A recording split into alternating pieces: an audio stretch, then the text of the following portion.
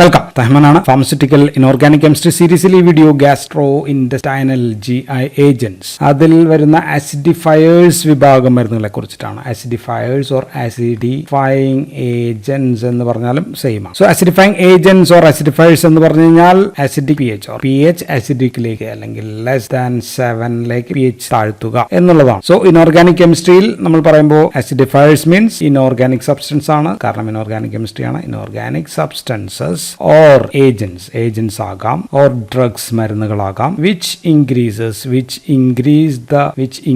the acidity വർദ്ധിപ്പിക്കുന്നതാണ്. and if it is in the GITയിലെ acidity കൂട്ടുകയാണെങ്കിൽ നമ്മൾ അതിനെ gastric acidifiers എന്ന് വിളിക്കും. gastric acidifiers. but if the urine ആണ് acidify ചെയ്യുന്നെങ്കിലോ, urine acidify ചെയ്യണമെങ്കിൽ urinary acidifiers എന്ന് വിളിക്കും. and if it is blood ആണെങ്കിലോ, blood ആണ് നമ്മൾ acidify ചെയ്യുന്നതെങ്കിൽ നമ്മൾ അതിനെ സിസ്റ്റമിക് ആസിഡിഫയേഴ്സ് എന്ന് വിളിക്കും. സോ ആസിഡിഫയേഴ്സ് ആർ ഗ്യാസ്ട്രിക് ആസിഡിഫയേഴ്സ് ഉണ്ട്, യൂറിനറി ആസിഡിഫയേഴ്സ് ഉണ്ട്, സിസ്റ്റമിക് ആസിഡിഫയേഴ്സ് ഉണ്ട്. സോ ഗ്യാസ്ട്രിക് ആസിഡിഫയേഴ്സ് നമ്മൾ എവിടെ ഉപയോഗിക്കുക? ഇത് നമ്മൾ ഉപയോഗിക്കുന്നത് ലോക്കലി സ്റ്റൊമക്കിനകത്ത്. സോ ഇതാണ് ഇപ്പോൾ സ്റ്റൊമക്കിനെങ്കിൽ സ്റ്റൊമക്കിനകത്തെ ആസിഡ് സെക്രീഷൻ, സ്റ്റൊമക്കിനകത്ത് HCl ഉണ്ട് നമുക്കറിയാം. ആസിഡ് സെക്രീഷൻ കുറയുന്ന ഘട്ടത്തിലാണ്. HCl കുറഞ്ഞു കഴിഞ്ഞാൽ നമ്മൾ അതിനെ വിളിക്കുക ഹൈപ്പോക്ലോർഹൈഡ്രിയ എന്നാണ്. കുറയുന്ന ഘട്ടത്തിൽ. ഒട്ടുമില്ലെങ്കിലോ സ്റ്റൊമക്കിൽ ഒട്ടും ആസിഡ് ഇല്ലെങ്കിൽ ക്ലോർഹൈഡ്രിയ, ഉപയോഗിക്കുന്ന അനീമിയൊക്കെ പോലെ ക്ലോർഹൈഡ്രിയ എന്ന കണ്ടീഷൻ ആയിരിക്കും. സോ അപ്പോൾ നമ്മൾ ഗ്യാസ്ട്രിക് ആസിഡിഫയേഴ്സ് നമ്മൾ അവിടെ ഉപയോഗിക്കും. യൂറിനറി ആസിഡിഫയേഴ്സ് നമ്മൾ എവിടെ ഉപയോഗിക്കുക? യൂറിനറി ആസിഡിഫയേഴ്സ് നമ്മൾ ഉപയോഗിക്കുന്നത്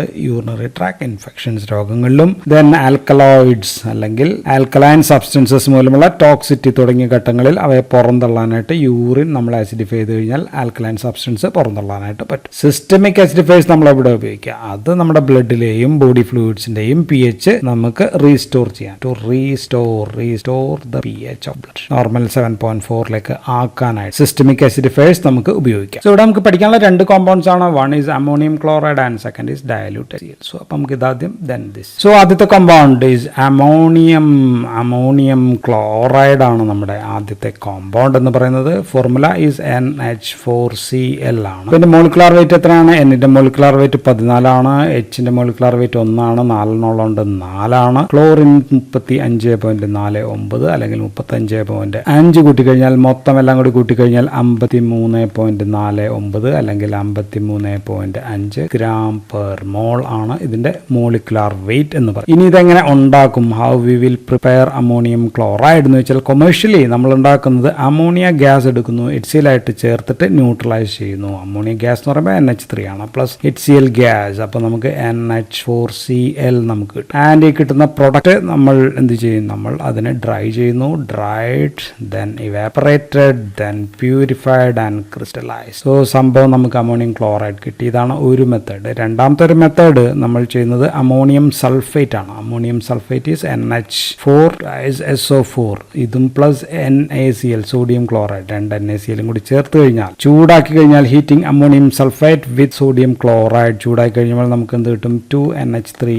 ഗ്യാസ് കിട്ടും പ്ലസ് 2HCl നമുക്ക് കിട്ടും പ്ലസ് Na2SO4 നമുക്ക് കിട്ടും. സോ ഇത് രണ്ടും കൂടി വീണ്ടും റിയാക്ട് ചെയ്തോളും. റിയാക്ട് ചെയ്യുമ്പോൾ നമുക്ക് കിട്ടുന്നത് 2NH4Cl നമുക്ക് കിട്ടും. ഇതാണ് രണ്ടാമത്തെ മെത്തേഡ്. ഇനി ഇതിന്റെ ഫിസിക്കൽ പ്രോപ്പർട്ടീസ് പറഞ്ഞു കഴിഞ്ഞാൽ നമുക്ക് ഇതിനെ വൈറ്റ് ആണെന്ന് പറയാം, അല്ലെങ്കിൽ കളർലെസ് ആണെന്ന് വേണമെങ്കിൽ പറയാം. Then fine or course crystalline powder ആണ് സംഭവം. അതാണ് അമോണിയം ക്ലോറൈഡ്. പ്രത്യേകിച്ച് സ്മെല്ലുണ്ടോ? ഇല്ല. അപ്പോൾ സോ ഓർഡർലെസ്, മണം ഇല്ല. ആൻഡ് ഇതെടുത്ത് വായിൽ സോൾട്ട് ആയിട്ട് വായിൽ വെച്ച് കഴിഞ്ഞാൽ ഒരു കൂളിംഗ് എഫക്റ്റ് ആയിരിക്കും നമുക്ക് കിട്ടുക. Cooling effect. സോ ഉപ്പുരസവും ഉണ്ട്. So cool saline taste. So അതിന്റെ ടേസ്റ്റ് സലൈൻ ടേസ്റ്റ് എന്ന് നമുക്ക് പറയാം. വെള്ളത്തിൽ അലിയോ എന്ന് വെച്ചാൽ വാട്ടർ സോലുബിൾ ആണ്, പക്ഷേ ആൽക്കഹോളിനകത്ത് സ്പാരിംഗ്ലി സോലുബിൾ ആണ്. അമോണിയം ക്ലോറൈഡ് ഈസ് ഹൈഗ്രോസ്കോപ്പിക് ആണ്, വെള്ളം വലിച്ചെടുക്കുന്ന പ്രവണത. ആൻഡ് ഇതിന്റെ ഒരു സൊല്യൂഷൻ 0.8% സൊല്യൂഷൻ ഉണ്ടാക്കി വെച്ചാൽ it is equivalent or to blood സിറവും ആയിട്ട് ഐസോട്ടോണിക് ആണ് 0.8%. So tonicity is same with blood at 0.8 solution. And ഇത് ഫ്രഷ്ലി പ്രിപ്പയർഡ് സൊല്യൂഷൻ നമ്മൾ എടുത്തു കഴിഞ്ഞാൽ സോ അത് ന്യൂട്രൽ ആണ്. ലിറ്റ്മസ് പേപ്പർ ഒക്കെ വെച്ച് കഴിഞ്ഞാൽ ഇറ്റ് ഈസ് ന്യൂട്രൽ ആണ്. പക്ഷേ ഓൺ സ്റ്റാൻഡിങ് കുറച്ച് നേരം ഇരുന്ന് കഴിയുമ്പോൾ എന്ത് പറ്റും എന്ന് വെച്ചാൽ ദിസ് വിൽ ബിക്കം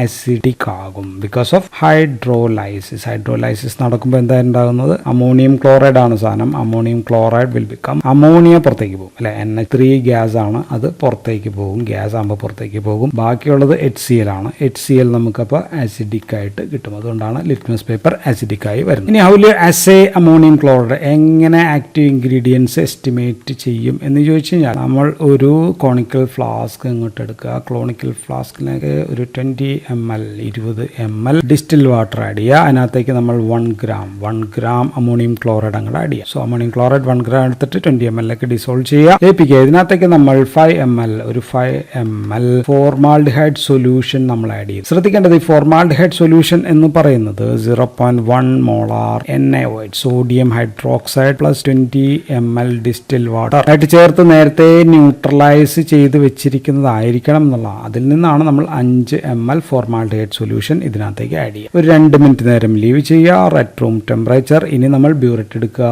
ബ്യൂററ്റ് നേരെ മുകളിലേക്ക് എടുക്കുക. ബ്യൂററ്റിന്റെ എൻഡ് ആണത്. ഇത് ബ്യൂററ്റ് ആണെങ്കിൽ ഇതിനകത്തേക്ക് നമ്മൾ NaOH 1 മോളാർ NaOH വെച്ചിട്ട് നേരെ ഇതിനകത്തേക്ക് ടൈട്രേറ്റ് ചെയ്യുമ്പോൾ ഇൻഡിക്കേറ്റർ നമ്മൾ ആഡ് ചെയ്യുന്നത് ഫിനോഫ്താലിൻ ആണ്. Phenolphthalein as the indicator. അപ്പോൾ നമുക്ക് ഇക്വലന്റ് ഫാക്ടർ എന്ന് പറയുന്നത് each ml of 0.1 normal NaOH is equal to 0.00539 gram of NH4Cl ആണ് ഇക്വലന്റ് ഫാക്ടർ. സോ കോണിക്കൽ ഫ്ലാസ്കിൽ ഇവിടെ ഇപ്പം എന്ത് കളർ വരണം? പിങ്ക് കളർ ആകുമ്പോൾ നമ്മൾ ടൈട്രേഷൻ നിർത്തുക. So that is the end point. പിന്നെ സ്റ്റാൻഡേർഡ്സ് ഓഫ് അമോണിയം ക്ലോറൈഡ് എന്ന് പറയുന്നത് not less than 99% of ammonium chloride എന്താണ്, not more than 100.5% of ammonium ക്ലോറൈഡും അതിനകത്ത് ഉണ്ടായിരിക്കണം എന്നുള്ളതാണ്. അപ്പോൾ അമോണിയം ക്ലോറൈഡിന്റെ യൂസസ് എന്തൊക്കെയാണ് എന്ന് വെച്ചാൽ ഫസ്റ്റ് ഈസ് മൈൽഡ് എക്സ്പെക്ടോറന്റ് ആണ് സംഭവം. മൈൽഡ് എക്സ്പെക്ടോറന്റ് ആണ്. സ്മോൾ ഡോസസിൽ bronchial or respiratory tract secretions ഒക്കെ വർദ്ധിപ്പിക്കും. അപ്പോൾ മ്യൂക്കസിന്റെ കട്ടി കുറയും. സോ ലെസ് വിസ്കസ് മ്യൂക്കസ് നമുക്ക് കിട്ടും. സോ ഇങ്ങനെയുള്ള ആക്ഷൻ നമുക്ക് ലോക്കൽ ഇറിറ്റേഷൻ മൂലമാണ് നമുക്ക് ഇങ്ങനെയുള്ള ആക്ഷൻ കിട്ടുക. എന്തായാലും കഫം ഇളകും എന്ന് പറയാം. സോ കഫം നമുക്ക് തുപ്പിക്കളയാം. So expectorant action in cough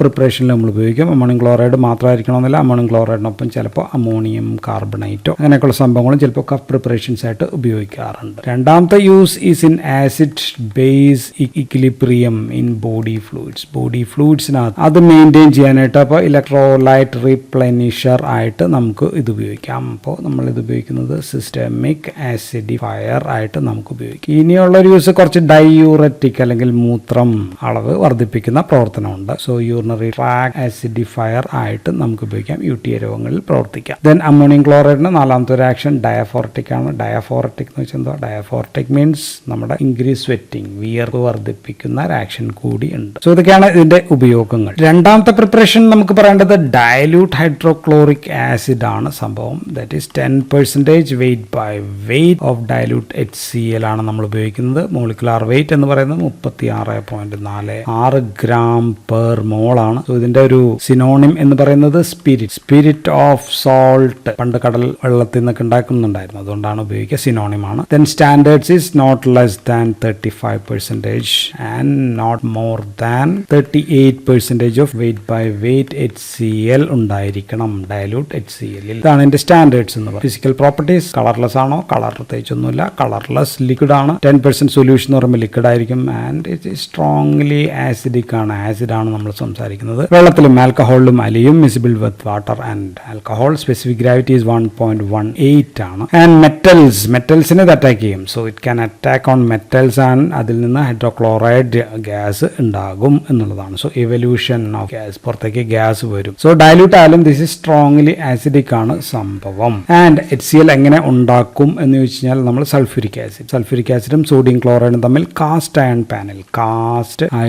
പാനിൽ ഓർ ഫർണസിൽ വെച്ച് ചൂടാക്കിയാണ് നമ്മൾ ഉണ്ടാക്കുന്നത്. HCl ഗ്യാസ് ഉണ്ടാകും. ആൻഡ് ഇത് നമ്മൾ ടവറിലേക്ക് കടത്തിവിട്ട് ഇതിലേക്ക് വാട്ടർ അങ്ങ് സ്പ്രേ ചെയ്യുമ്പോൾ അതിനകത്തേക്ക് പ്യൂരിഫൈ ചെയ്തെടുത്തു കഴിഞ്ഞാൽ നമുക്ക് സംഭവം കിട്ടും. സോ റിയാക്ഷൻ പറഞ്ഞു കഴിഞ്ഞാൽ sodium chloride NaCl plus sulphuric acid H2SO4 നമുക്ക് കിട്ടുന്നത് NaHSO4 പ്ലസ് HCl ആണ് നമുക്ക് കിട്ടുക. HCl നമുക്ക് കിട്ടി. അപ്പോൾ ഉണ്ടായി കഴിഞ്ഞാൽ ദിസ് NaHSO4 നിന്ന് വീണ്ടും നമുക്ക് സോഡിയം ക്ലോറൈഡ് ആയിട്ട് റിയാക്ട് ചെയ്ത് കഴിഞ്ഞാൽ അപ്പോൾ നമുക്ക് കിട്ടുക NaHSO4 plus NaCl. Sodium chloride react ചെയ്ത് കഴിഞ്ഞാൽ Na2SO4 പ്ലസ് HCl. വീണ്ടും നമുക്ക് HCl കിട്ടി. പക്ഷേ അപ്പോഴത്തേക്ക് ഇത് Na2SO4 ആയി എന്നുള്ളതാണ്. ഇനി കോസ്റ്റിക് സോഡ ഉണ്ടാക്കുമ്പോൾ ഇലക്ട്രോലൈസിസ് ഓഫ് സോഡിയം ക്ലോറൈഡ് വഴി നമുക്ക് കിട്ടും. അപ്പോൾ നമുക്ക് കിട്ടുന്നത് H2 ഹൈഡ്രജൻ ഗ്യാസ് കിട്ടും പ്ലസ് ക്ലോറിൻ കിട്ടും. അത് റിയാക്ട് ചെയ്തിട്ട് 2HCl നമുക്ക്. സോ ഇപ്പോൾ ഇത് മരുന്നായിട്ട് വല്ല ഉപയോഗം ഉണ്ടോ എന്ന് വെച്ചാൽ ഉപയോഗമില്ല. എങ്കിലും എക്ലോർഹൈഡ്രിയയിൽ നമുക്ക് വേണമെങ്കിൽ ഡയലൂട്ട് HCl കുറച്ച് കൊടുക്കാം ഉപയോഗം ഉപയോഗമുണ്ടെന്ന് വേണമെങ്കിൽ പറയാം. പക്ഷേ പ്രധാനപ്പെട്ട ഇതൊന്നുമല്ല. ഫാർമസ്യൂട്ടിക്കൽ എയ്ഡ് ഒരുപാട് കാര്യങ്ങളിൽ ഡയലൂട്ട് HCl നമുക്ക് ഉപയോഗം ആവശ്യമാണ് in laboratory. So that's all about acidifiers. So thank you for watching.